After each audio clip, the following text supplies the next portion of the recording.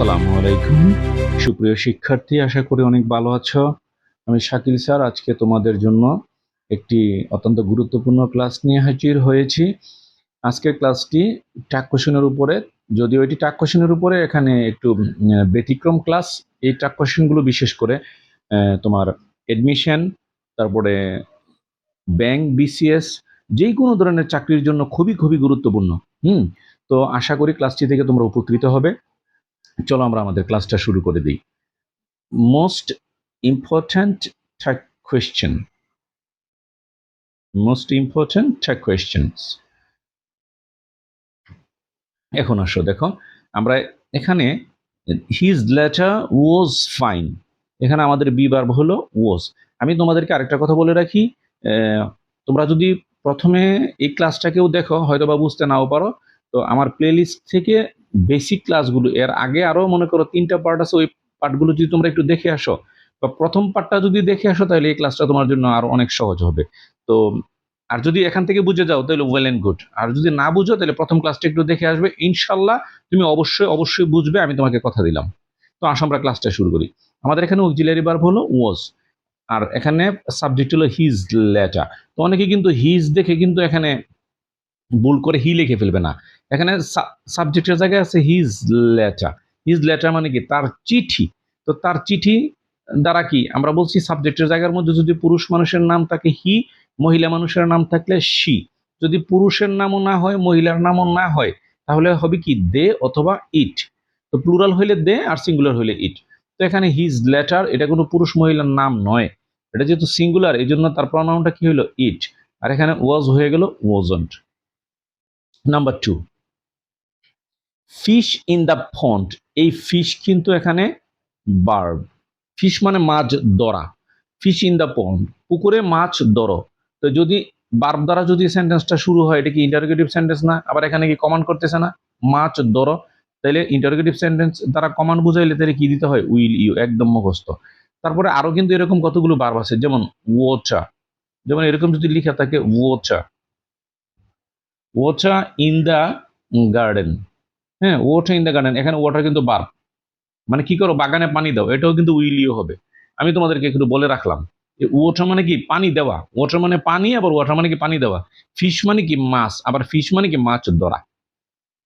তারপরে আসো 3 নম্বরের মধ্যে, আই ইজ আ প্রনাউন। এখানে ইজ হইল অক্সিলারি ভার্ব। এখানে আই দেখো, এই যে অ্যাপোস্ট্রফি দেওয়া আছে, এখানে আই কিন্তু একটা লেটারকে বোঝানো হয়েছে, এটা কিন্তু বোঝানো হয়েছে না আই মানে আমি অর্থে, কিন্তু এটা আইটা ব্যবহৃত হয়েছে না। এই আই এর জায়গার মধ্যে আই থাকতে পারে, ইউ থাকতে পারে, হি থাকতে পারে, শি থাকতে পারে, দে থাকতে পারে। বলছে আই ইজ এ প্রনাউন, তাহলে এখানে এই আই মানে কি? ইট। আর ইজ হবে ইজন্ট। আশা করি তোমরা বুঝে গেছো কিন্তু। তারপরে 4 number, the mother rose in her to see the baby. এখানে ভার্ব হইল রুজ। এই রুজ অর্থ গোলাপ না, এখানে এই কোনো রাইজের 5 ফর্ম হইল রুজ। এই যে রাইজের 5 ফর্ম কি? রুজ। আর মাদার মানে শুধু মা, আর দা মাদার মানে মাতৃত্ব। ফাদার মানে কি? পিতা। দা ফাদার মানে কি? পিতৃত্ব। ব্রাদার মানে কি? শুধু ভাই। আর দা ব্রাদার মানে কি? ভাতৃত্ব, ভাইয়ের যে হৃদয়। তো এরকম। তো দা মাদার মানে কি? মাতৃত্ব। তো মাতৃত্ব দ্বারা কি কোনো পুরুষ মানুষের নাম বোঝায়? কোনো মহিলা মানুষের নাম বোঝায়? অবশ্যই না। এটা কি ধরা যায় না, ছোঁয়া যায় না, এমন একটা জিনিস, অ্যাবস্ট্রাক্ট নাউনের মতো। তাহলে এখানে আমি কি করব? তাহলে এই দা মাদারকে আমরা কি বলবো? ইট। আর রুজ হইল পাস্ট ফর্ম। পাস্ট ফর্ম যদি হয়ে থাকে, তার নিচে কি আছে? ডিড। তো ডিড হয়ে থাকলে বাক্যে কোনো নেগেটিভ শব্দ নেই, ডিডটা কি হয়ে যাবে? ডিডন্ট। আশা করি বুঝে গেছো। 5 নম্বরের মধ্যে আসি। বলছে I have to go to market. এখানে খেয়াল করো, এখানে কিন্তু এটা হ্যাভ না, এটা have to. Have to, has to, had to, need to, dare to, এগুলোকে টেন্স অনুযায়ী করতে হবে, এগুলোকে হ্যাভ টু অক্সিলারি ভার্ব ধরলে হবে না। তো যেহেতু এখানে হ্যাভ টু আছে, হ্যাভ মানে কি? Present indefinite tense. তাহলে তার নিচে কি? ডু বা ডাজ আছে। এখানে তার সাবজেক্ট হলো আই, তাহলে আই এর প্রনাউন কি? আই। এখানে হ্যাভ টুর নিচে কি আছে? ডু অথবা ডাজ। ডু অথবা ডাজ। তো ডু অথবা ডাজ থাকলে এখানে আই এর সাথে কি ম্যাচ করে? ডু। বাক্য যেহেতু নেগেটিভ শব্দ নেই, তাহলে ডুটা কি হয়ে যাবে? ডন্ট। As a don't. তারপরে নাম্বার 6, এখানে the jury gave the different opinion about the matter. এখানে গেভ মানে কি? দিয়েছিল। কারা দিয়েছিল? The jury. জুরি মানে কি বুঝো? মানে বিচার করার পর গ্রামে দেখো বিচার করার পর 5-7 জন মানুষ আবার আলাদা যাইয়া একটু বুদ্ধি পরামর্শ করে যে তাকে কিভাবে কি পরিমাণ শাস্তি দেওয়া যায়, এরকম ওটার বলে জুরি, যেখানে 4-5 জন মানুষ থাকে। এখন এই জুরি কিন্তু বিভিন্ন অর্থ প্রকাশ করে। The jury gave the different opinion. এই জুরি যদি ভিন্ন অর্থ প্রকাশ করে তাইলে তার প্রণয়ন হবে দেই, এই যে দেই। আর গেভ হইলো পাস্ট ইন্ডিফিনিট, পাস্ট ইন্ডিফিনিট হলে তার বার কি হয়, এই যে ডিড। তাহলে ডিড কি হয়ে যাবে, এখানে ডিডন্ট হয়ে যাবে, যেহেতু এখানে কোনো নেগেটিভ শব্দ নেই। তারপরে পরের সেন্টেন্সে দেখো, the jury gave the same opinion, sorry, the jury gave the same opinion মানে একই মতামত দিয়েছিল অ্যাবাউট দ্য ম্যাটার। এখন এখন কিন্তু জুরিরা কিন্তু মোটামুটি কিন্তু এক এক বাক্যের মধ্যে আছে।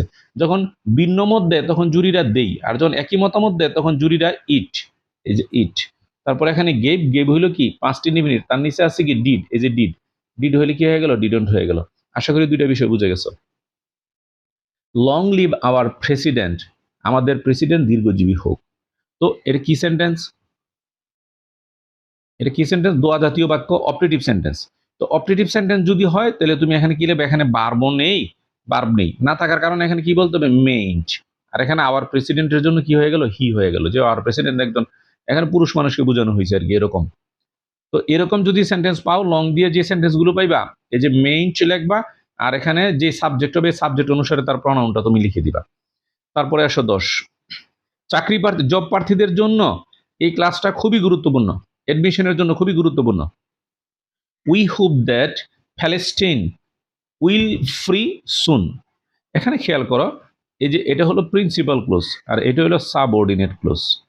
তো দেখো এখানে প্রিন্সিপাল ক্লোজ আর সাবঅর্ডিনেট ক্লোজ, আরেকটা কথা বলে রাখি, তুমি কিভাবে বুঝবা। সাবঅর্ডিনেট ক্লোজের শুরুতে এরকম একটা লেস থাকে, এই যে দ্যাট, এই দ্যাটটাকে আমরা লেস বললাম। এই যে এটা একটা ক্লোজ আর এটা একটা ক্লোজ। হ্যাঁ, তো সাবঅর্ডিনেট ক্লোজের আগে কি থাকে, একটা লেস থাকে দ্রুত, যেমন লেস গুলোকে কি সিন্স, এজ, হোয়েন, দো, দ্যাট এরকম থাকে। তো এটা হলো সাবঅর্ডিনেট ক্লোজ। যদি প্রিন্সিপাল ক্লোজ আর সাবঅর্ডিনেট ক্লোজ থাকে তখন তোমাকে কি করতে হবে, এই সাবঅর্ডিনেট ক্লোজটা না প্রিন্সিপাল ক্লোজ অনুসারে তোমাকে কি করতে হবে, টাকোয়েশন করতে হবে। তো আসলে প্রিন্সিপাল ক্লোজটাকে উই হোপ, তো উইর প্রনাউন উই, আর হোপ মানে কি present indefinite tense. Present indefinite হলে তার নিচে আছে কি ডু অথবা ডাজ, ডাজ আছে, তাহলে উইর সাথে কি ম্যাচ করে, ডু, ডু হবে ডন্ট, যেহেতু এখানে কোনো নেগেটিভ শব্দ নেই। তারপরে 11 নম্বর, walking in the morning is good for health. এখানে আমার অক্সিলিয়ারি ভার্ব হলো ইজ, আর সাবজেক্টের জায়গায় কে আছে, ওয়াকিং ইন দ্য মর্নিং একটা ফ্রেজ আছে।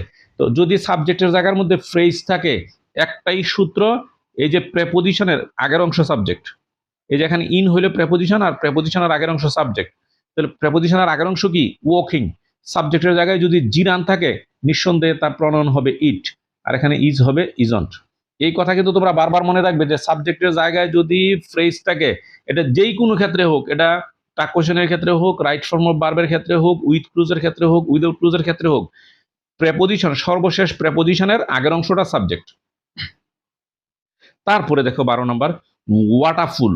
হ্যাঁ, ওয়াটারফুল এটা কি একটা এক্সক্লেমেটরি সেন্টেন্স। এক্সক্লেমেটরি সেন্টেন্সের মধ্যে যদি তোমার সাবজেক্ট দেওয়া না থাকে, ইজন্ট ইট একদম মুখস্থ, isn't it exclamatory sentence, what a fool, what a great, হ্যাঁ, ওয়াটার বয়, এরকম যদি থাকে ইজন্ট ইট একদম মুখস্থ, যদি সাবজেক্ট আর ভার্ব না থাকে।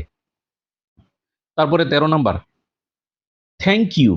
তো থ্যাংক ইউ যদি কেউ দেখো, তো প্রথমে কিন্তু তুমি এটাকে ইম্পারেটিভ সেন্টেন্স মনে করে ফেলো, যে যেহেতু শুরুতে থ্যাংক আছে, থ্যাংক দ্য ভার্ব। দেখো তো এখানে যদি ইম্পারেটিভ সেন্টেন্স হইতো তাহলে হইতো কি, যেমন ইম্পারেটিভ সেন্টেন্স হলে আমরা বলতাম কি, কাজটি করো, ডু দ্য ওয়ার্ক।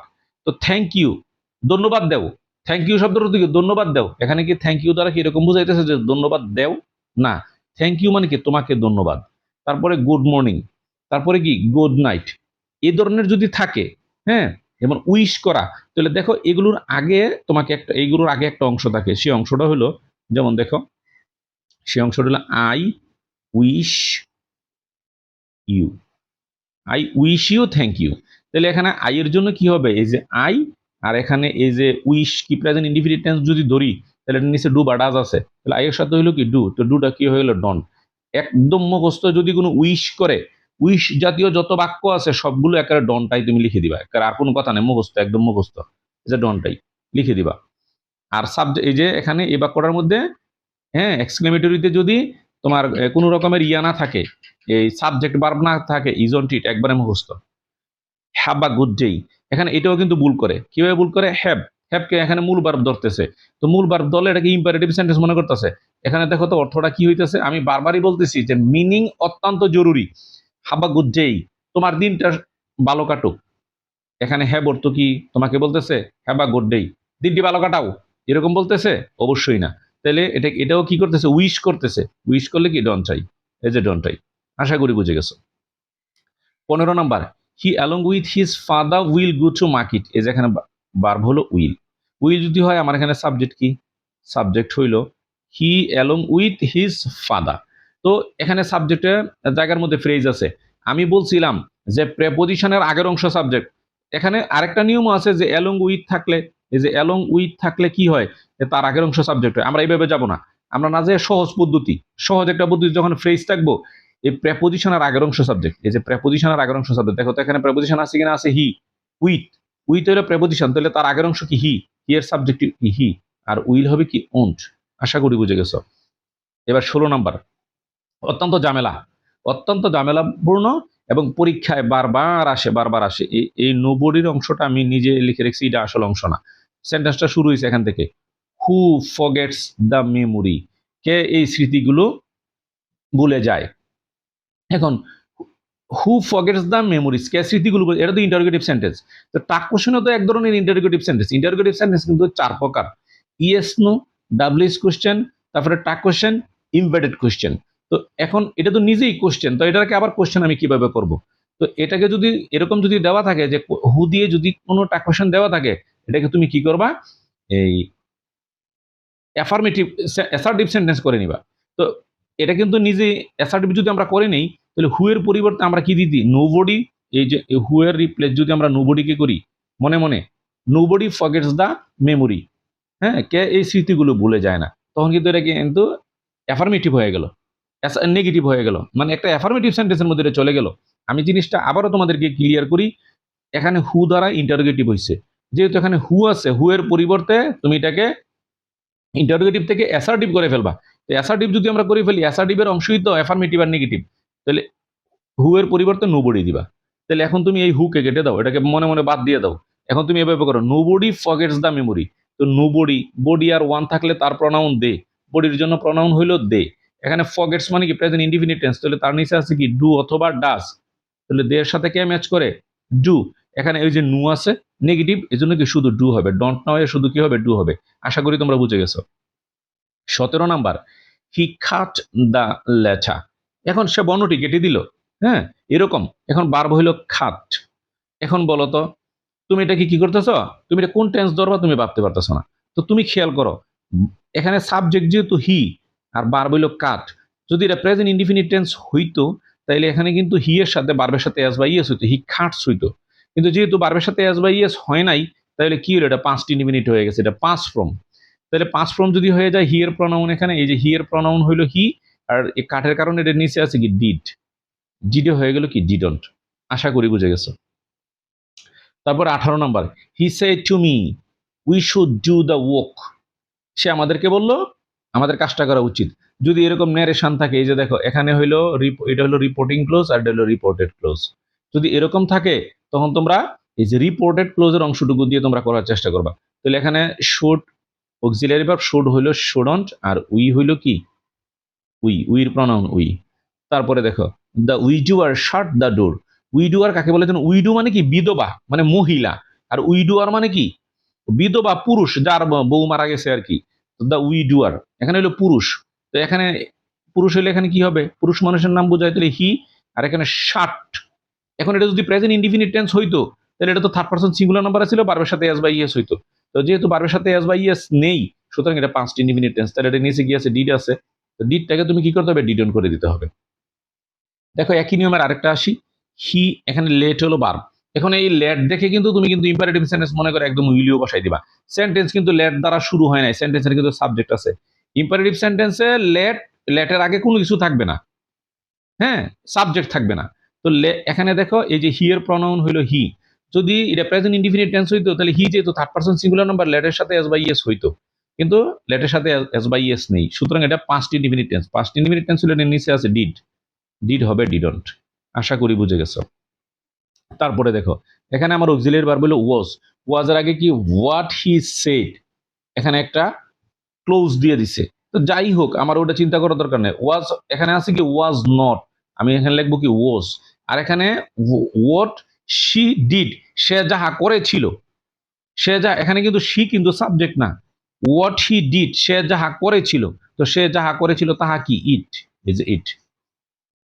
তারপরে দেখো what what we need most to be happy is contentment. এই যে দেখো এখানে এখানে বারবার কি ইজ, তাহলে সাবজেক্ট কেডায় এটা।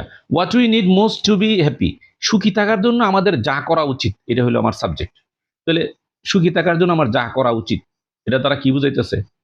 এটা তারা কি পুরুষ মানুষের নাম বোঝায় না মহিলা মানুষের নাম বোঝায়? কিছুই বোঝায় না, ইট। তাহলে এটার জন্য ইট আর ইজে হয়ে গেল isn't.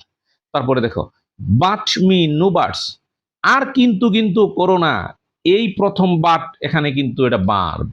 But me no buts, আর কোনো কিন্তু নয় বা আর কোনো কিন্তু কিন্তু করো না, তাহলে এটা তার কি বুঝাইতেছে? ইম্পারেটিভ সেন্টেন্স বুঝায়, তাহলে এটা কি হইলো? Will you. তারপরে দেখো বাট ইজ আ কনজাংশন, এই যে ইজ হইলো কি ভার্ব, তাহলে এই যে এখানে বাট আবার অ্যাপোস্ট্রফি দিয়ে রাখছে, তাহলে বাট একটা কনজাংশনের নাম, এটা বুঝাইতেছে। এখানে বাট দ্বারা কিন্তু ভার্ব বুঝাইতেছে না, বাট দ্বারা একটা কনজাংশনের নাম বুঝাইতেছে। তাহলে বাট মানে কি ইট, এই যে হইলো ইট আর এই যে হইলো ইজন্ট। তারপরে দেখো 26 নম্বর, I will give you a fan. এখন দেখো এই যে এখানে আই এর সাথে যে ডাবল এল আছে, এটা S H A double L, shall অথবা will, W I double L will. এখন এই যে ওই শর্ট ফর্মটা আর কি ডাবল এলটা এখানে নিয়ে আসছে আই এর সাথে। তো আই এর সাথে এখন শ্যালও ব্যবহৃত হয়, উইলও ব্যবহৃত হয়। তো তোমার পরীক্ষার অপশনে যেটা থাকে তুমি এটাই দিবা।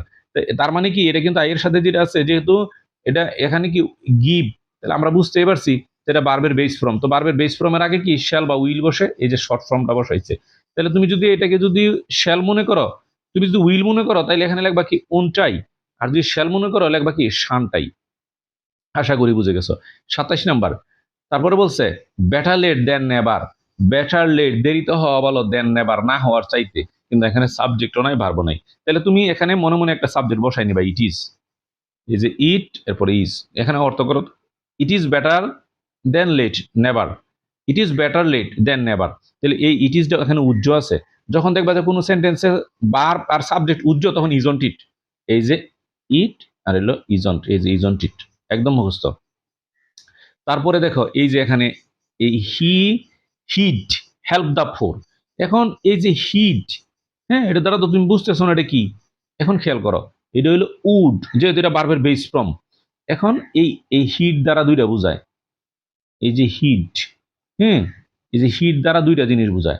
কি বোঝায় খেয়াল করো, এই ডি দ্বারা কিন্তু এই হিট, এটা দ্বারা হি হেডও বোঝায়, আবার উডও বোঝায়। যেমন দেখো এই যে হেড, হেডের সাথেও ডি আছে, উডের সাথেও ডি আছে, উডের সাথেও ডি আছে। এখন এটা এই এখানের ডিটা দ্বারা কি তোমার উড বুঝাইতেছে, উড না হেড, তুমি কিভাবে বুঝবা? যদি এটা দ্বারা হেড বুঝাইতো তাহলে এটা বার্বের পিপি হইতো, কারণ বি বার্বের পরে কি হয়? পিপি হয়। আমার একটা ভিডিও আছে প্লে লিস্টে, ওটা ওখান থেকে তুমি দেখে নিবা টেন্সের ভিডিওটা।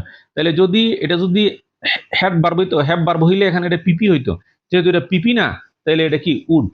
তাহলে এটা তারা বুঝাইছে কি হি উড, তাহলে হি এর জায়গায় হি আর উড হয়েছে কি উডন্ট। আশা করি বুঝে গেছো। তারপরে আসো the unfit should the feed, অবক্তদেরকে খাবার দাও, শুড হলো এখানে বার্ব, আর এখানে হলো আনফিট। আনফিট মানে কি অবক্ত, তাহলে একটা শ্রেণীকে বুঝাইতেছে। আবার বলছিলাম অ্যাডজেক্টিভের আগে যদি দি বসে, তাহলে কি একটা শ্রেণীকে বোঝায়। দা ফোর, ফোর মানে গরিব, দা ফোর গরিবেরা, রিচ মানে ধনী, দা রিচ ধনীরা। তো ফিড মানে কি অবক্ত, আর দা ফিড মানে কি অবক্তরা, তাহলে যারা খাবার নাই। তাহলে দে আর শুড হয়ে গেল কি শুডন। তারপরে দেখো এভরিবডি ইজ ফাইন, তাহলে এখানে হলো ইজ, এখানে হলো এভরিবডি, তো বডির জন্য কি হইলো দে। এখন দেখো ঝামেলাটা কি হইলো, এই যে আমি কিন্তু এখানে নিয়ে ইজ ডারে আমি ইজন বসাই দিলাম, হইলে ইজন বসাইলা হইলে, হ্যাঁ। তো এখন দেখো তো দের সাথে কি ইজ ম্যাচ করে? অবশ্যই করে না। তাহলে এখন কি করবা, ওই ইজের বাইরে নিয়ে আসবা। ইজের বাই কারা কারা? এম ইজ আর, তো যেহেতু এখানে ইজে ম্যাচ করে না, তার বাইকে নিয়ে আসো আর, তাহলে আর কে আরেঞ্জ করে দাও। দেখো এই জিনিসটা তোমরা বুঝো কিনা, এটা নিয়ে আমি আবার আলোচনা করতেছি। 31 নম্বরে আসো, ও শিট, এতটুকু বললে বলছি কি এটা টাক কোশ্চেন করে দাও। তাহলে ও শিট মানে কি, এখানে কি নাই, সাবজেক্ট আর ভার্ব নাই, তাহলে ওই isn't it, isn't it. Clear? তো আমি এই সেন্টেন্সটা 33 নম্বর সেন্টেন্সটা আমি আবার বলি। এখন আমরা কিন্তু এখানে একটা ভুল করি। আমরা কি করি, আমরা প্রথমে, আমি কি বলছি যে প্রথমে আমরা অক্সিলারি ভার্বের দিকে তাকামো। আমি এই জায়গাটা মুছছি। আমাদের প্রথমে কাজ হইল কি, অক্সিলারি ভার্বের দিকে তাকানো। যদি আমরা অক্সিলারি ভার্বটা হলো ইজ, তারপর হইলো কি, অক্সিলারি ভার্ব এখানে ইজ, তারপরে সাবজেক্ট হলো এভরিবডি। তা আমরা প্রথমে কি করি, অক্সিলারি ভার্বটা আগে লিখি, তাহলে কিন্তু সম্পূর্ণ ভুল হবে। তোমাকে প্রথমে সাবজেক্টের প্রনাউন লিখতে হবে। আমি বলে দিছি যে কি করতে হবে, টাক কোশ্চেন করার সময় প্রথমেই তোমাকে কমা বসাইতে হবে, এই যে কমা, সেন্টেন্সের শেষে কমা বসাইতে হবে, তারপরে সাবজেক্টের প্রনাউন বসাইতে হবে, তারপরে অপারেটর বসাইতে হবে, তারপরে এই ইন্টারোগেটিভ চিহ্ন বসাইতে হবে। এই 4টা কাজ করতে হয় টাক কোশ্চেনের মধ্যে। তো যারা আমার প্রথম ভিডিওটা দেখে আসবা তাদের জন্য এই সমস্যাটা ইনশাল্লাহ হবে না। তো এখন আসো, তো আমাদের প্রথমে আমরা কি বললাম, এখানে কমা বসাইলাম। কমা বসানোর পর এখন হলো সাবজেক্ট হলো এভরিবডি। এভরিবডি হইলে তার প্রনাউন কি দে, এই যে তার প্রনাউন দে বসাইছি। এখন এখানে বিভার্ব হইলো ইজ, কিন্তু দে তো ইজ ম্যাচ করে না, দে এর সাথে তো ইজ ম্যাচ করবে না। এখন তুমি যদি ওটা না বুঝদা, এটা না, তুমি যদি এভাবে না করো, আগে পরে যদি না বুঝদে, এই যে সাবজেক্টের প্রনাউন রূপ যদি আগে না লিখতা, তাহলে কিন্তু তুমি এখানে ইজন্ট লিখে দিতে, ইজন্ট, ইজন্ট। তাহলে ইজন্ট কি দে হয় কোনোদিন, ইজন্ট দে কোনোদিন হবে? অবশ্যই হবে না। তো যেহেতু এখানে ইজ ম্যাচ করে না, তাহলে ইজের বাইকে নিয়ে আসো। ইজের বাই কারা কারা, এম ইজ আর, তারা 3 বাই। তাহলে ইজে যেহেতু মিলে না, তো যার মিলে তারই আনো। কে মিলে, দের সাথে আর মিলে, তাহলে এখানে আরেন্ট লিখে দাও। আরেন্ট লিখে দিলে ওটা প্রেজেন্ট ইনডিফিনিট টেন্স, ইজেন্ট লিখে দিলে present indefinite tense, am not লিখে দিল প্রেজেন্ট ইনডিফিনিট টেন্স। আশা করি তোমরা এই ক্লাসটা দেখে অনেক উপকৃত হয়েছে। আমি মনে করি কি, আমার বিশ্বাস এই টাক কোশ্চেন গুলো বিভিন্ন প্রতিযোগিতামূলক পরীক্ষার জন্য খুবই খুবই গুরুত্বপূর্ণ। হ্যাঁ, তো তোমরা এগুলো ভালোভাবে পড়ে নিবে ইনশাল্লাহ। টাক কোশ্চেনের এটা সহ মোটামুটি 4টা বা 5টা ক্লাস দেওয়া হয়েছে। এই 5টা ক্লাস দেখলে আমার দৃঢ় বিশ্বাস টাক কোশ্চেনে তোমাকে কেউ আটকাবে এরকম হবে বলে আমার মনে হয় না আর কি। তারপরে জ্ঞানের শেষ নাই, মানে এর বাহিরে এত বড় কঠিন প্রশ্ন করে না যে প্রশ্নের উত্তর তুমি দিতে জানো না। প্রশ্নকর্তা কখনোই এরকম প্রশ্ন করে না। ধন্যবাদ সবাইকে ক্লাসটা দেখার জন্য।